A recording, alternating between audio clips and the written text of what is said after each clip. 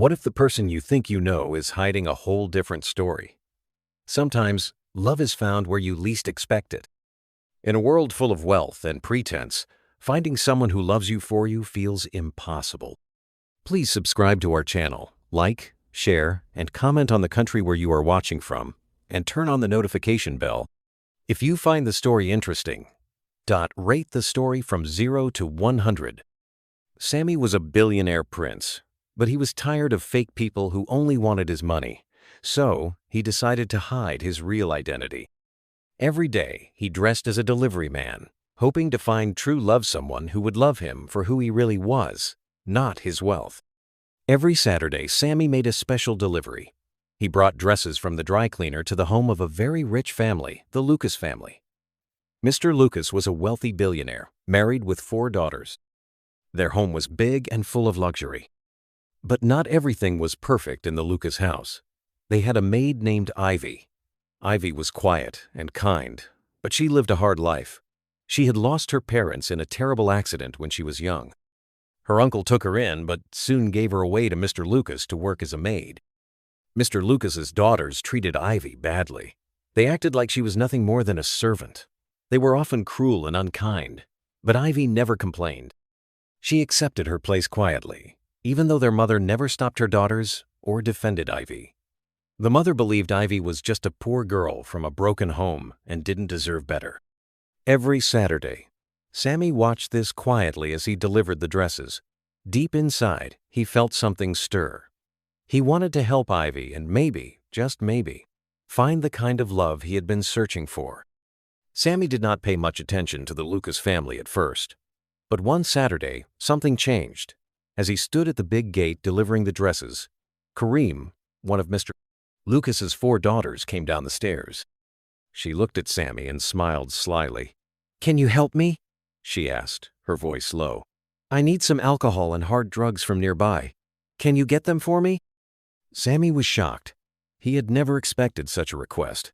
But without saying a word, he nodded and quickly left. A few minutes later, Sammy returned with the things she wanted. He handed them to Kareem quietly. She took them with a smile, then went back inside the house. That moment stayed in Sammy's mind. He felt confused but also curious. Who was Kareem really? And why did she ask him to do such a thing? After leaving the Lucas house that day, Sammy went back home. But he couldn't stop thinking about Kareem. He liked her, but he was confused. Was she really a drug addict like the request suggested? Or was there something more behind her? Despite his doubts, Sammy decided to get to know her better. He asked Kareem out on a date. To his surprise, Kareem was humble and kind. She didn't brag about her father's wealth or act proud. She seemed different from what he expected. She agreed to spend time with Sammy, and they planned to meet soon. On the night of their date, Sammy waited nervously at the small cafe where they had agreed to meet. When Kareem arrived, she looked calm and beautiful. But there was something in her eyes, a hint of sadness, that Sammy couldn't ignore. As they talked, Sammy tried to learn more about her life, but Kareem stayed quiet about the darker parts. She smiled softly and changed the subject whenever he asked about the drugs or her family. Sammy's curiosity grew stronger. Who was Kareem really? What secrets was she hiding? Little did he know, the Lucas family had many shadows behind their golden wall sand.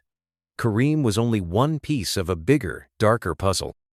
After the date, Sammy couldn't shake the feeling that Kareem was trapped in something dangerous. She laughed and joked with him, but sometimes her smile faded, and her eyes looked far away as if she was hiding from a storm inside her. Over the next few weeks, Sammy kept delivering the dresses every Saturday. Each time, he watched the Lucas house carefully, noticing little things: a slammed door, whispered voices, or the way Kareem flinched when someone raised their hand. One day, as Sammy handed over a dress to the maid at the gate, he overheard a heated argument inside the house. A sharp voice yelled, "You think you can control me with money? I hate this place." Sammy's heart raced. Was that Kareem? Or one of her sisters? The secrets of the Lucas family felt like a dark cloud hanging over everything. And Sammy knew that if he wanted to truly understand Kareem and maybe save her, he would have to look deeper, even if it put him in danger. Weeks passed, and Sammy's visits became the highlight of Kareem's Saturdays. She looked forward to his gentle smile and the way he listened without judging. But inside the Lucas house, not everyone was happy. Kareem's three sisters, Said, Tola, and Bimpi, were all beautiful and proud. But there was something strange about them. Despite their looks and wealth, suitors rarely came near. The family had a strange air of loneliness. When they saw Kareem spending time with Sammy, their smiles turned cold. "Who is that delivery guy? She's always talking to him," whispered Said one afternoon, watching from the staircase. "That nobody," said Tola sharply. "Why would Kareem waste time on someone so low?" Bimpe's eyes narrowed. "Maybe she thinks she's better than us now." The sisters' jealousy grew like fire. They started finding small ways to make Kareem's life harder, hiding her things, speaking harshly, and watching her every move. But Kareem held her head high, quietly, daring to hope for a better life beyond their cold walls. The Lucas sisters were furious and jealous. They whispered among themselves, planning traps to hurt Kareem and ruin her chances with Sammy. But every plan they tried failed. Finally, they decided on a cruel trick to poison Kareem's drink. One morning, after breakfast was served, juice was poured into glasses. Kareem was always the last to come downstairs and took her usual seat at the table. Tola, the most spiteful sister, slipped something into Kareem's glass when no one was looking. But Ivy, the quiet maid, was hiding nearby, watching everything closely. She pulled out her phone and quietly recorded Tola's act. Tola whispered angrily, "You think you're better than us, Kareem? Just because you have a man? You're the youngest. How dare you?" Ivy quickly went to Kareem's room and called her down for breakfast. Before Kareem arrived, Ivy secretly swapped the poisoned juice with a safe one, hiding the tainted glass away. Kareem drank the juice without knowing it had been swapped by Ivy. But just moments later, Tola, unaware that the poisoned glass meant for Kareem was still on the table, picked it up and took a long sip. Almost immediately, Tola began to cough violently. Her face turned pale, and she clutched her throat and stomach in pain. "Help! Someone help me!" she screamed as she collapsed to the floor. Chaos broke out in the Lucas house. The family rushed to her side and quickly called for an ambulance. Tola was rushed to the hospital in critical condition. Meanwhile, Mrs. Lucas's eyes were filled with anger and suspicion. She looked at Ivy with cold hatred. "This is your fault," Mrs. Lucas accused, pointing a trembling finger at the maid. "If anything happens to my daughter, I will make sure you pay with your life." Ivy stood silent, fear creeping into her heart. She knew the danger she was in, but she also knew she had saved Kareem. The ambulance had taken Tola away, leaving the Lucas household in chaos. Mrs. Lucas paced angrily, her face tight with rage. Her voice cut through the silence like a knife. "How could this happen under my roof?" she demanded, glaring at everyone. "Who would dare poison my daughter?" Her eyes locked onto Ivy, who stood quietly by the kitchen doorway. "It must be you, Ivy," Mrs. Lucas spat. "You've been spying, meddling, trying to ruin my family. If anything happens to Tola, you will pay for this with your life. Do you understand me?" The other daughters whispered nervously, some casting quick glances at Ivy, others avoiding eye contact. The housemaid's usual world of silence and obedience was shattered by suspicion and fear. Mr. Lucas remained silent, his face unreadable, but the tension in the room was thick and suffocating. Ivy felt her heart pounding, but she stayed calm on the outside. She knew she had done the right thing. Now, the question was how she could survive the storm about to hit her. Tola was finally discharged from the hospital, weak but alive. The family returned home, but peace had vanished. Mrs. Lucas immediately had Ivy arrested, accusing her of attempted murder. She claimed Ivy was jealous of her daughters and couldn't stand that Ivy was the one managing their household. What Mrs. Lucas didn't know was that Ivy secretly had evidence, a recording of Tola poisoning the juice. Ivy kept it hidden, waiting to see if anyone would stand by her or if she would have to fight alone. At the police station, Ivy was interrogated for days. They accused her, yelled at her, and even tortured her, leaving bruises all over her face. But Ivy refused to admit to something she didn't do. She stood strong and said again and again, "I never tried to hurt anyone." On the third day of Ivy's arrest, Kareem felt something deep inside her stir. Despite the fear and pressure from her family, she decided to visit Ivy in police custody. The rest of the family hesitated, afraid of what would happen if they supported the maid. But Kareem was determined to find the truth. The next morning, Kareem woke up with Ivy's words still ringing in her ears. "I'm here because of you." She couldn't ignore the heaviness in her heart. While everyone else moved around the house pretending life was back to normal, Kareem quietly slipped out of her room and walked down the servant corridor to Ivy's small, humble room at the back of the house. She had only been in the room once or twice before, and now it felt strange, like stepping into someone's secret world. The bed was neatly made, the air still and silent. She opened Ivy's bag gently, just as she was told. At the bottom, wrapped in a scarf, was the phone. Kareem turned it on. A password screen blinked at her. She sighed, realizing she had no way of accessing the contents. She tucked the phone safely into her handbag and headed straight for the police station. Ivy was sitting on the cold bench in her holding cell when Kareem arrived. Her face was bruised and her lip was slightly swollen, but her eyes lit up when she saw Kareem walk in. Without wasting time, Kareem sat beside her, pulled out the phone, and handed it over. "I couldn't open it," she said quietly. "I don't know your password." Ivy nodded and took the phone. Her fingers moved slowly, still weak from the days of torture, but steady. The screen unlocked. She tapped into her gallery, opened a folder titled Truth, and selected a video. She turned the screen toward Kareem. "Watch." Kareem leaned in. The video was clear. Tola stood in the dining room early that morning. She looked around to make sure no one was watching, then took a small white powder out of her pocket and poured it into a glass of orange juice. Kareem's mouth opened slightly. The video continued, Tola whispered under her breath. "You think you're better than us, just because you're the last born and a man noticed you? Let's see how far that gets you." Then, Tola walked away. Kareem sat frozen. The air felt heavy. Her ears buzzed as her brain tried to make sense of what she had just watched. She looked up slowly at Ivy. "Tola, she tried to kill me?" Ivy nodded, her voice calm. "Yes, and I couldn't let her do it. That's why I switched the glasses. She drank the poison meant for you." Kareem's eyes welled with tears. Her body trembled. "But why? Why would she do this to me?" "I overheard them," Ivy replied. "Tola, Bimpy, and Sod. They were angry because Sammy noticed you, not them. They don't get suitors, and you were the first to attract someone. Their jealousy turned to hate." Kareem couldn't speak. She was still staring at Ivy as though seeing her for the first time, not as a maid, but as someone who had risked everything for her. All this time she had been walking through that house, laughing with sisters who had secretly plotted to take her life. Her voice cracked. "Ivy, you saved me." Ivy didn't answer. She didn't need to. Kareem left the police station in silence, her heart heavy with disbelief. As soon as she got into the car, she brought out her phone and dialed Sammy's number. He picked on the first ring. "Kareem?"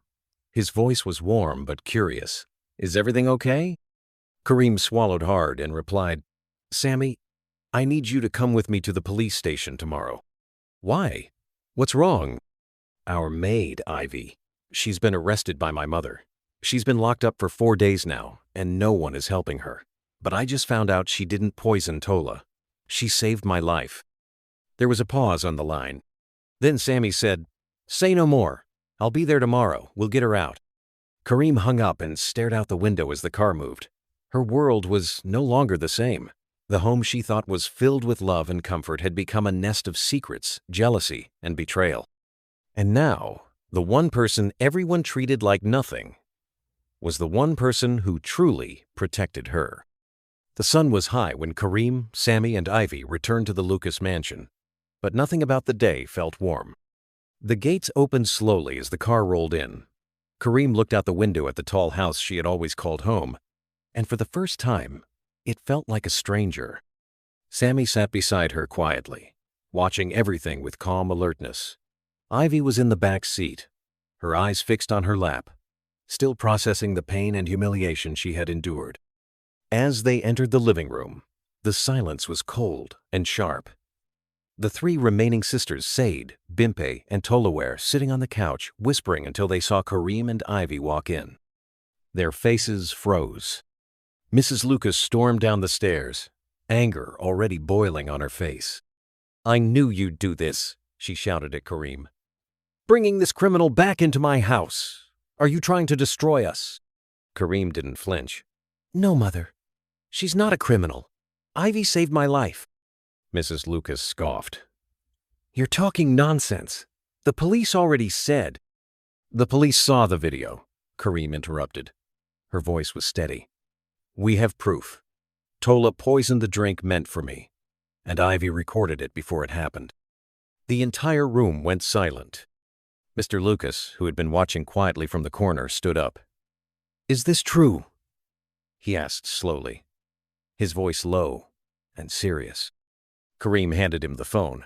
He watched the video silently. Tola stood up suddenly. "It's a lie. That video is fake. She's trying to turn everyone against me." But the shaking in her voice gave her away. Mr. Lucas turned to his wife. "How could you have Ivy arrested without proper investigation? She's been beaten, locked up, and she did nothing but protect our daughter." Mrs. Lucas looked away, biting her lip. I thought—" "You didn't think," he said coldly. "You judged her because she's a maid, because she's poor, not because she was guilty." Tola's hands began to tremble. "Daddy, I was angry. Shekarimshi gets everything. Even the delivery boy liked her more. I didn't mean to. I just wanted to scare her." "Scare her?" Kareem cried out. "You tried to kill me." Sammy moved closer to her protectively. "You were ready to end my life because of a man?" Tola looked down, unable to answer. Sade stood up too. "We didn't know it would go that far. It was just talk. Tola took it too far." "And you let it happen," Ivy said softly from behind Kareem. "All of you watched her break the law. You sat in silence when I was taken away. I cleaned your shoes, washed your clothes, and you watched me get dragged away like a dog." Her voice cracked, but her back remained straight. Mr. Lucas looked at Ivy with something close to shame. "Ivy," he said gently, "I'm sorry. I didn't know." Ivy didn't reply. Mrs. Lucas folded her arms tightly. "What do you want from us now? Praise? Forgiveness?" "No," Ivy said, calm and clear. "I just want to leave this house with my head high. That's all." "You're not going anywhere," Mrs. Lucas barked. "You signed a contract." Sammy stepped forward. His calm voice was like thunder in the quiet room. "I've already spoken to the police. You broke the law by having her arrested with no proof. She's free to leave. And if you try to stop her again, you'll be the one facing charges." Everyone stared at him. "You?" Bimpe scoffed. "Who do you think you are to threaten my mother like that?" Sammy looked at her evenly. "You'll find out soon enough." He turned to Ivy. "Go pack your things. You're done here." Ivy looked at Kareem, unsure. Kareem nodded. "You don't owe anyone in this house anything. Go." Upstairs, Ivy packed her small bag slowly. The room was silent. She folded her old clothes neatly. It wasn't much, but it was hers. She paused for a moment, running her fingers over the Bible tucked under her pillow, a gift from her late mother. She had spent years in this house, being treated like a servant, shouted at, ignored, forgotten. But today, she was walking out with her name still clean. And that meant everything. As she zipped up her bag, Kareem walked in. They looked at each other. "I don't know how to thank you," Kareem said. Ivy smiled faintly. "You just did." Kareem reached into her purse and pulled out a white envelope. "It's not much, but it's enough to start a new life." My father added more. Ivy hesitated, but she took it. "Thank you." They hugged for the first time, not as madam and maid, but as two women who had survived the cruelty of others. Downstairs, Sammy stood outside by the car, waiting. Kareem joined him quietly. "I want to come with you," she said. He looked surprised. "Now?" She nodded. "I can't stay here. Not today. Maybe not ever." He studied her carefully. "If you leave now, there may be no going back." "I don't want to go back," she whispered. Sammy opened the car door for her. "Then let's go." Moments later, Ivy stepped out with her small bag. She looked at the house one last time. There were no tears, only peace. She got into the back seat. Kareem sat beside Sammy in the front. The engine roared to life. Mrs. Lucas watched from the upstairs window as the car rolled out of the gate. Her face was hard, but her eyes betrayed something else: regret. They drove in silence for a while. Then Kareem turned to Sammy. "You really stayed with me through all this," she said quietly. He glanced at her and smiled. "I told you, I wasn't just delivering dresses." Kareem laughed through her tears. Ivy looked out the window, the wind brushing her face. For the first time in years, she felt free. 3 days later, Mr. Lucas called a family meeting. Only the 3 daughters and their mother were present. "I've made my decision," he began. "What happened to Ivy is a disgrace. I allowed this house to fall apart, and I let pride blind all of us." The daughters looked at each other nervously. "I'm cutting off your access to the family account for now," he said, "until each of you learns what it means to live humbly." "What?" Bimpei shouted. "Daddy, this is punishment?" End of chapter. "It's correction," he said. "You nearly lost your sister over envy." Sade stood up, ashamed. Tola stayed quiet. "And you," he said to his wife, "will apologize to Ivy, in person." Mrs. Lucas stiffened, but nodded slowly. Meanwhile, at Sammy's apartment, Ivy had been given a clean guest room. She started attending counseling and enrolled in adult education classes with Sammy's help. Kareem was staying too, just for a while at least, until things cooled off. One evening, as she stood on the balcony, she looked over the city and whispered, "Sammy, I never even asked what you do for a living." He chuckled behind her. "I run a business. Well, a few." She turned. "Really?" He stepped closer. "Truth is, I'm not just any delivery guy." Her brows lifted. "Then who are you?"